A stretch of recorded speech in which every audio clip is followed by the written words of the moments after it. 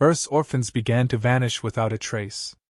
No pattern, no explanation, just an eerie silence where there had once been young lives struggling to survive. The world noticed, but no one could make sense of the chaos. Whispers spread through the streets, speculation creeping into every corner. Was it organized crime, a secret government project, or something far worse? Officials offered hollow reassurances, but the growing list of missing names painted a grim picture. For the vulnerable, there was no one to turn to, and the world seemed content to look the other way. The pattern was undeniable. Across sprawling megacities and desolate ruins alike, it was always the same: orphans, the forgotten children, plucked from the shadows without a single witness. Most were too young to even comprehend the danger, and their absence barely registered in the public conscience. A few voices rose to protest, but their pleas fell on deaf ears. After all, who would waste resources searching for children no one claimed? The faintest threads of rumor began to weave a chilling tale, one dismissed as nonsense by those in power. Stories of strange lights in the sky, shadows that moved unnaturally, and low, guttural sounds that couldn't possibly belong to anything human. Underground networks, once focused on feeding and sheltering the abandoned, shifted their efforts. They shared crude drawings of unfamiliar ships, described voices speaking languages no one recognized, and circulated haunting messages from the few who claimed to have seen what happened. All of it pointed to something unthinkable: predators not of this earth. Despite the growing dread, humanity remained powerless. Law enforcement cracked down on anyone spreading fear-mongering nonsense, while media outlets carefully avoided reporting on the phenomenon. In their absence, desperation festered. It became clear to those paying attention that whoever, or whatever, was behind these kidnappings was operating with impunity. Their reach extended beyond the streets, their influence suffocating any attempt at resistance. For those searching for answers, the few fragments they uncovered led to chilling conclusions. Surveillance footage erased or corrupted, witnesses silenced or suddenly missing themselves. Any evidence that surfaced was quickly buried. Those brave, or foolish, enough to dig deeper often disappeared entirely. People began to talk about how even the authorities seemed afraid, unwilling to acknowledge the threat. The system, it seemed, was either compromised or deliberately looking the other way. The message was clear: whoever stood against this menace would face the consequences. As the abductions escalated, a strange, uneasy quiet blanketed society. Fear lurked behind every closed door, but no one dared speak of it openly. The orphans who remained were herded into shelters, their guardians clutching them tightly, watching every shadow as if it might spring to life. It was a fragile hope, easily shattered. Nothing seemed capable of stopping the force that had stolen so many. The abductors were meticulous, their operations flawless. They left behind no physical traces, only the hollowed-out despair of those who searched in vain for their lost children. Parents, siblings, and friends turned their anger inward, unable to accept that the world they knew was powerless to help. Anger gave way to grief, and grief gave way to resignation. For those left behind, the unspoken truth became clear: the missing were never coming back. While the rest of the world clung to denial, those on the fringes refused to give up. Underground movements formed alliances, pooling their meager resources in a last-ditch effort to uncover the truth. They shared grainy footage, cryptic recordings, and whispered tales of those who'd seen the ships up close. It wasn't enough to build a case, but it was enough to solidify a single, horrifying conclusion. The children weren't just missing. They had been taken, stolen by beings whose intentions no one could begin to fathom. And then, just when the despair reached its peak, a name began to surface.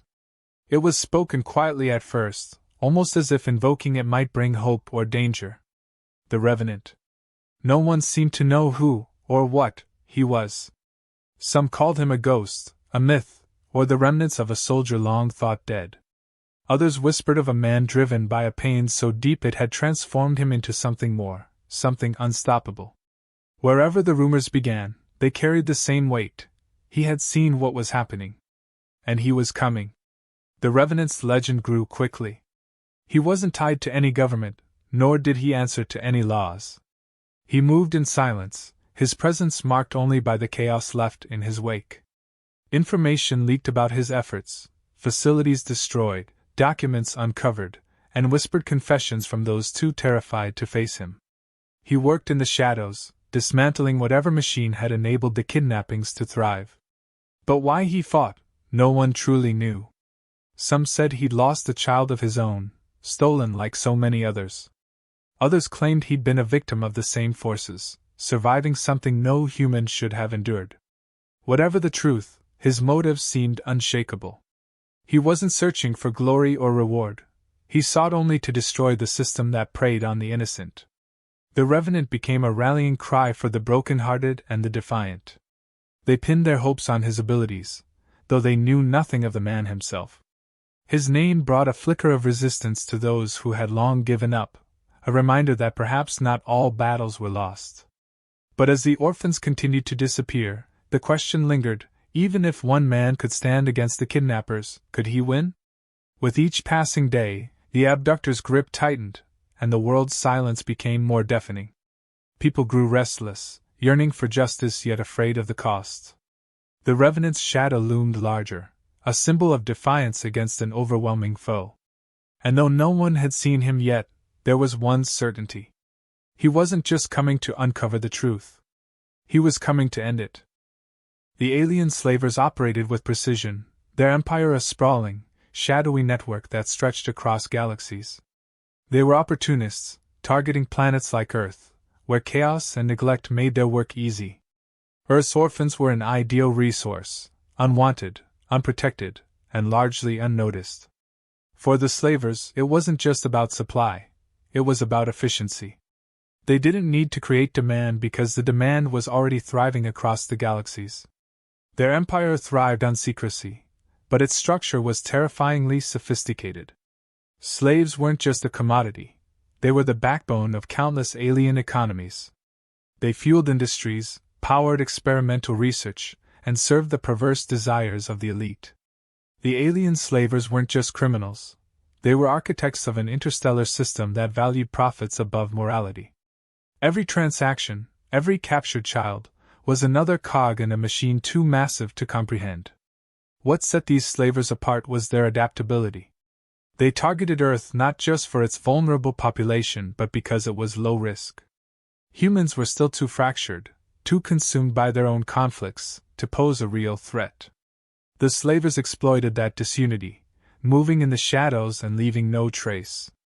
Their ships were cloaked in technology far beyond Earth's capabilities, silent and invisible as they swept through cities, towns, and remote villages. Their operations were so flawless that even the most advanced surveillance systems failed to detect them. The abducted children were herded into containment units, stripped of any sense of individuality. Fear and confusion were their constant companions as they were transported across vast stretches of space. The slavers had no interest in their captives' emotions or well-being. To them, these children were numbers, inventory to be sorted, classified, and sold to the highest bidder. For the children, the alien vessels were prisons, cold, sterile, and unyielding. Every sound, every flicker of light served as a reminder that they were far from home, far from rescue. Among the abductors, a strict hierarchy ensured that the system ran without interruption.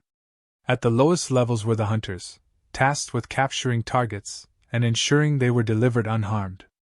Above them were the transport overseers, cold and methodical beings responsible for moving the captives efficiently. Then came the merchants, the true profiteers of the operation. They brokered deals, arranged auctions, and ensured that demand never outpaced supply. At the top of this cruel pyramid were the commanders, ruthless, calculating figures who orchestrated the entire process with precision. The alien empire's technology was as advanced as it was terrifying. Each ship was equipped with neural suppression fields, designed to keep the captives docile and disoriented. Surveillance systems monitored every corner of the vessels, ensuring there was no hope of escape. The slavers had mastered the art of control, and their ships were a testament to their dominance. Even in transit, the children were being conditioned, treated not as living beings but as assets to be shaped and molded for their eventual owners. The Empire's markets were both vast and diverse. Some of the abducted children were sold as laborers, forced into grueling tasks on distant mining colonies or industrial hubs. Others became subjects of experimentation, their humanity stripped away as alien scientists pushed the boundaries of biology and technology. The wealthiest buyers sought slaves for their personal use, treating them as nothing more than status symbols. In every transaction, the children's humanity was erased, their value reduced to what they could provide. What made the slavers truly dangerous was their ability to adapt. They didn't rely on a single method of operation, instead evolving their tactics to match their prey. On Earth, they exploited the chaos and neglect that left so many children vulnerable. On other planets, they used different strategies: coercion, deception, or outright force. Their empire wasn't built on brute strength alone. It thrived because it was flexible, capable of infiltrating and exploiting any society it encountered. The alien commanders overseeing Earth's operations were particularly ruthless. They viewed humans as inferior, a resource to be exploited without hesitation. For them, Earth was nothing more than a breeding ground for expendable labor. They showed no remorse, no hesitation, as they dismantled lives and destroyed families. Their focus was on results, and they had no patience for mistakes.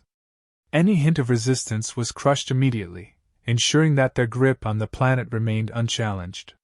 Despite their efficiency, the slavers were not without weaknesses. Their greed, while a source of strength, also made them predictable. They prioritized profit above all else, often underestimating the resilience of their prey. This arrogance, combined with their reliance on secrecy, made them vulnerable to those willing to challenge their dominance. The slavers had grown comfortable in their power, confident that no one could oppose them. It was this overconfidence that would eventually lead to their downfall. The children taken by the slavers endured horrors beyond imagination. Stripped of their freedom, they were subjected to relentless dehumanization.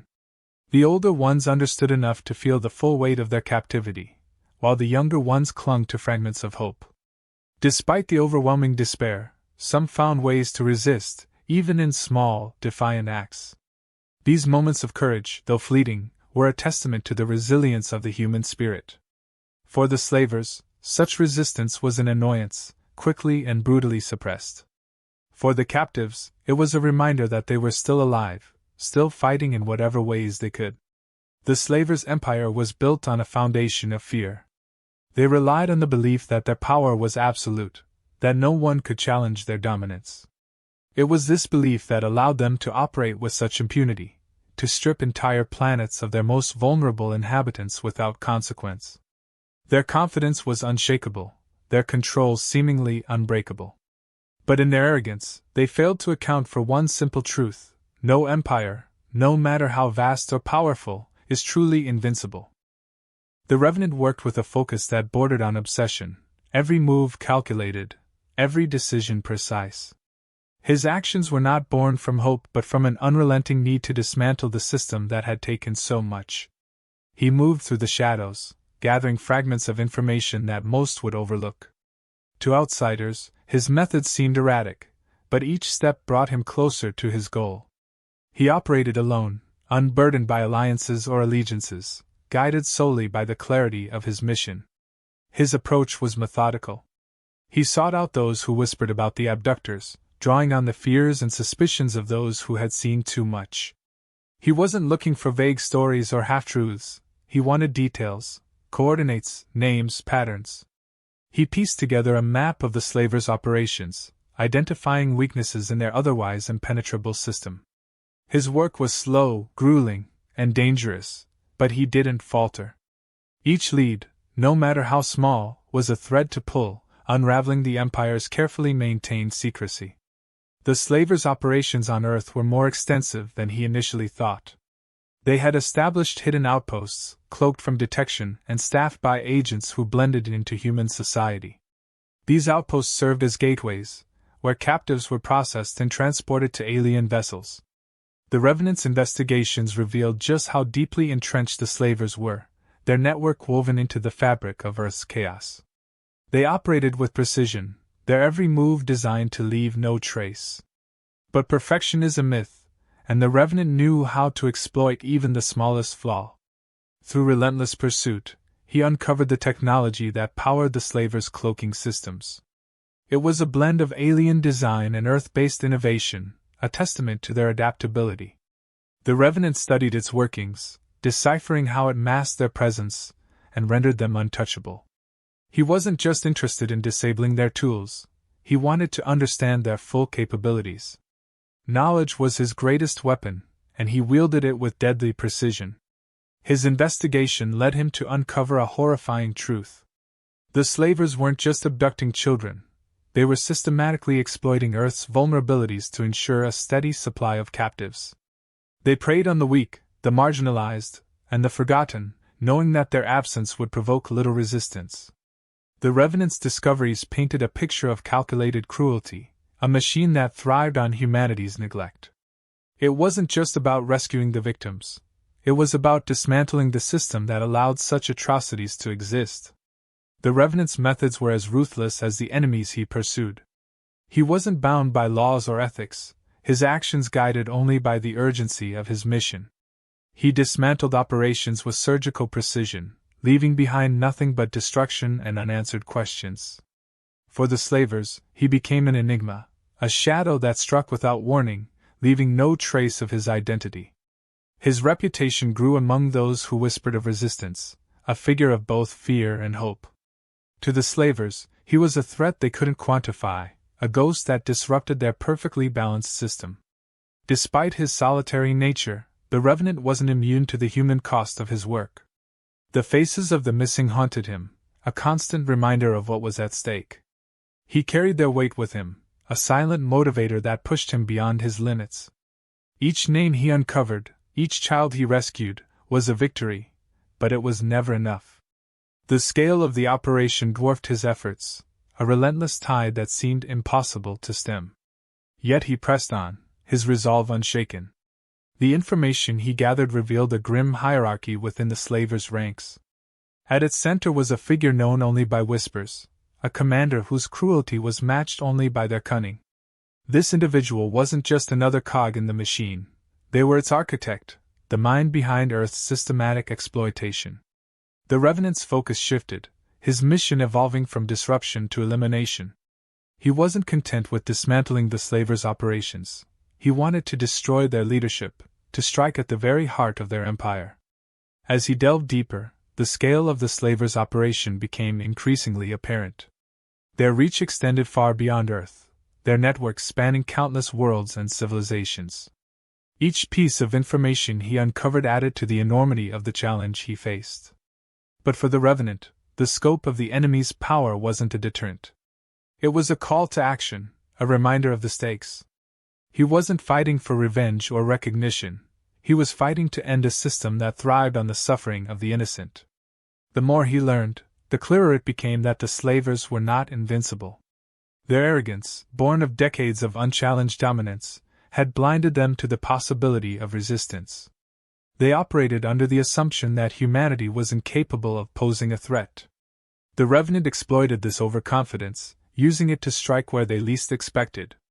He moved through their ranks like a virus, unseen and unstoppable, dismantling their operations piece by piece. Every step brought him closer to his ultimate goal. His investigation wasn't just about uncovering the truth, it was about arming himself with the knowledge needed to destroy the Empire. He studied their technology, their tactics, their weaknesses.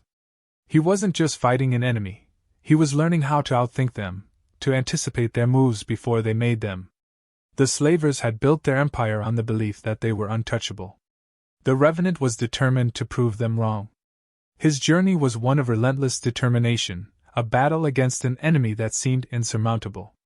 But for the Revenant, failure was not an option. He wasn't just fighting for the children who had been taken, he was fighting for humanity itself.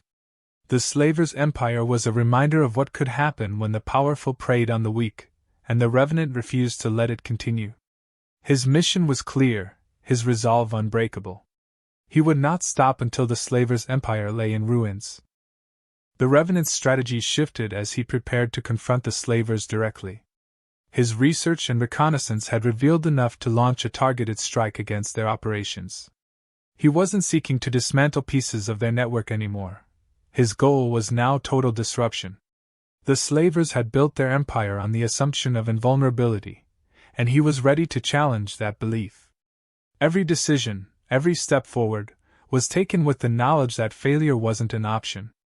The stakes demanded precision and efficiency. He relied on the intelligence he had painstakingly gathered, identifying key points of vulnerability within the slavers' infrastructure. Their operations thrived on secrecy, but secrecy was a double-edged sword.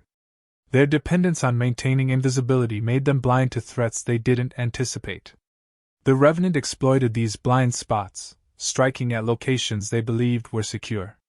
His approach was relentless, leaving no room for recovery. Disabling their communication hubs and transport systems, he created a ripple of chaos that disrupted the flow of their operations.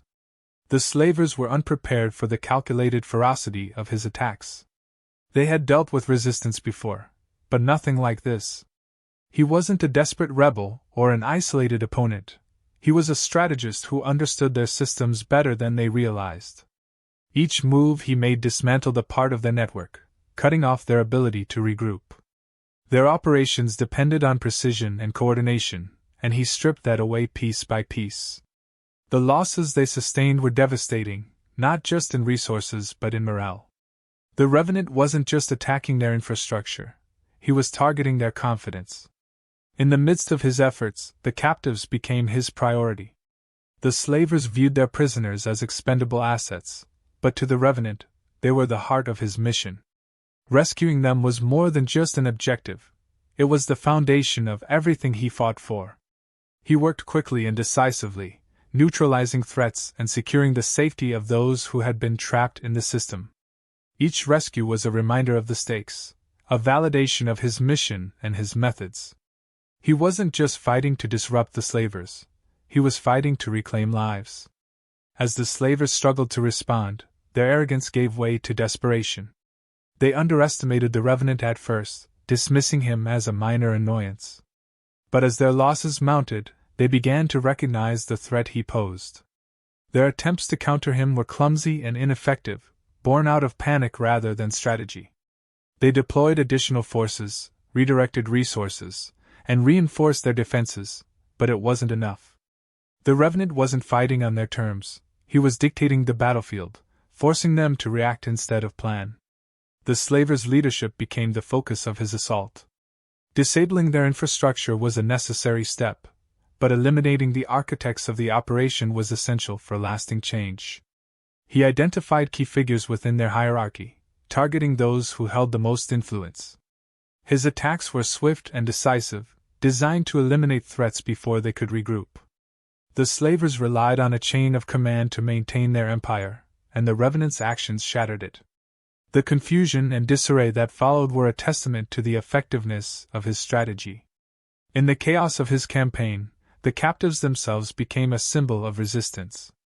The slavers had spent years breaking the spirits of their prisoners, but the Revenant's actions sparked something they hadn't anticipated.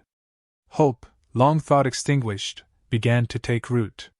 The captives saw his efforts as a chance for freedom, a beacon of defiance against their oppressors. Their resilience, born of desperation, became a force the slavers couldn't contain. The system that had thrived on fear now faced an enemy it couldn't subdue, the will to survive. The slavers' attempts to retaliate only fueled the Revenant's determination. They unleashed advanced technology and overwhelming firepower, but their efforts were fragmented and disorganized. Their arrogance had blinded them to the possibility of defeat, and they paid the price for their hubris. The Revenant anticipated their moves, exploiting their predictable tactics and turning their strengths into weaknesses. His understanding of their technology gave him an edge they couldn't counter. The empire that had operated with impunity for so long now found itself on the defensive. Despite the progress he made, the mission was far from over. The slavers' empire was vast, and dismantling it entirely would take more than a series of tactical strikes. The Revenant understood that his actions were only the beginning. He had dealt a significant blow to their operations, but the battle against such an entrenched enemy required persistence and adaptability. He didn't let the enormity of the task discourage him. Each victory, no matter how small, was a step closer to dismantling the system that had caused so much suffering. The slavers' leaders, once untouchable, now faced the reality of their vulnerability. Their carefully maintained image of dominance had been shattered, and the cracks in their facade were visible to all. The Revenant's actions sent a clear message: no empire, no matter how powerful, was immune to resistance. The slavers had relied on fear and secrecy to maintain control, but fear was a weapon that could be turned against them. The Revenant's campaign wasn't just about destruction, it was about exposing the truth, showing the galaxy that the slavers could be defeated. The fight against the slavers was not a battle that could be won in a single strike. The empire they had built was vast, their influence woven into the fabric of countless societies. But the Revenant had done what many thought impossible. He had disrupted their operations, rescued their captives, and exposed their vulnerabilities. His actions were a spark in the darkness, a reminder that even the most entrenched systems of oppression could be challenged. The slavers had underestimated him, and in doing so, they had sealed their own fate. The captives were no longer just victims, they were survivors. Each life reclaimed from the clutches of the slavers was a reminder of what had been fought for, and what still remained at stake. The operation, though far from over, had turned the tide. The children, once seen as mere commodities, were now symbols of resistance and resilience. They carried the scars of their ordeal, but also the strength to endure. The Revenant's mission was not only about destruction but restoration, and the liberated children became the living proof of what defiance could achieve. The return to Earth was not a celebration but a reckoning.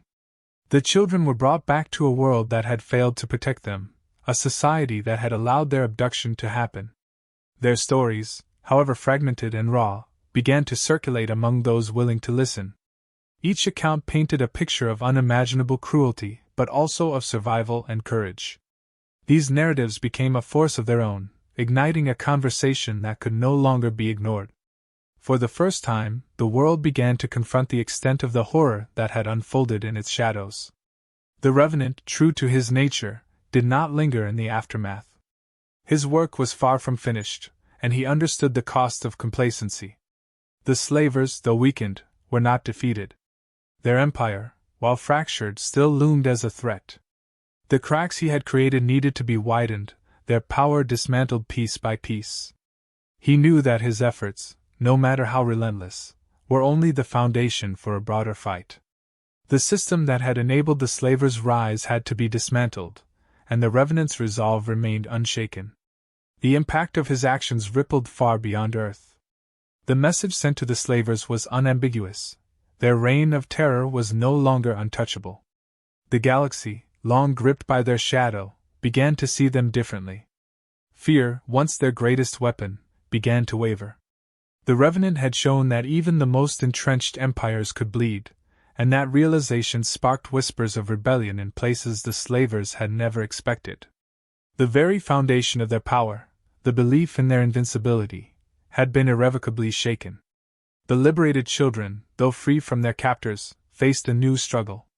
Returning to a fractured Earth was not a guarantee of safety or healing. Many of them had no homes to return to, no families waiting to embrace them.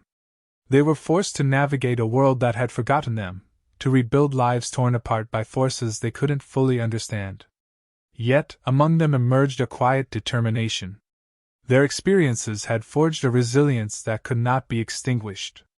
They became a community bound by shared pain and a shared desire to reclaim their humanity. The Revenant's absence only deepened his legend. He moved like a shadow, leaving no trace but the destruction of his enemies. His name, spoken in whispers, became a symbol of defiance against oppression. Those who had seen him in action carried his story, spreading it across the galaxy.